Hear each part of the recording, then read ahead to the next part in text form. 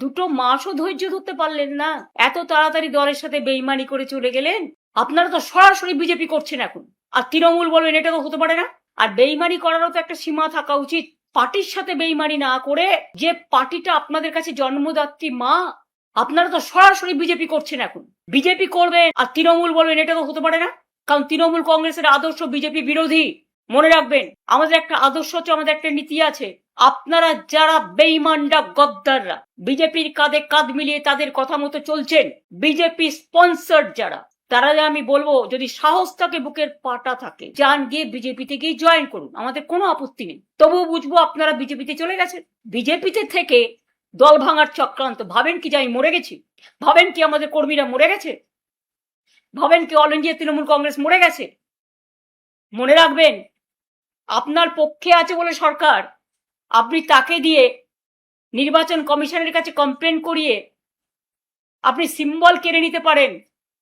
যদিও আমরা জানি সিম্বল আপনার পক্ষে যাবে না, কিন্তু ধরে নিলাম যদি ভ্যানিশ কুমার বাবু আমাদের পার্টিকে ফিনিশ করার জন্য ইলেকশনটাও করেছেন, যদি সিম্বল দিয়েও দেয়, তাতে কি যায় আসে?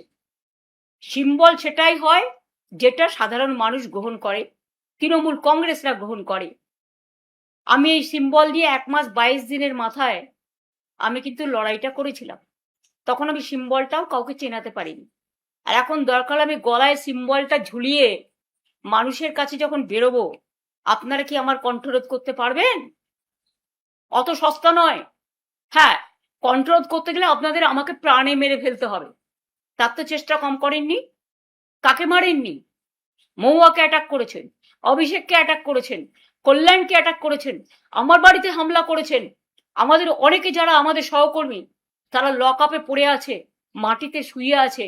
কাউকে কোমরে দড়ি বেঁধে, কাউকে পায়ে শেকল বেঁধে, কাউকে মাথা নাড়া করে, কারো মাথায় কপিল ঢেলে আমাদের কি বলে সমস্ত নানা রকম কিছু ঢালছেন, গায়ে নানা রকম কিছু ছুটছেন, বলতেও লজ্জা লাগে।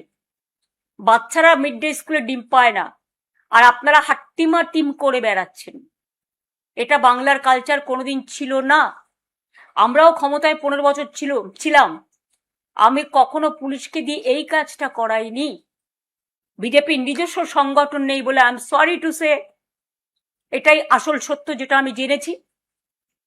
আইসিদের দিয়ে ব্লক প্রেসিডেন্টের কাজ করাচ্ছেন, এসপিদের দিয়ে জেলা প্রেসিডেন্টের কাজ করছেন। এটা তাদের কাজ নয়।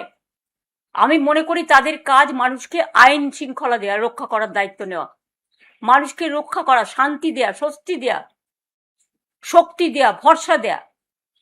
ভরসার বদলে আপনারা কি করছেন? সন্ত্রাস।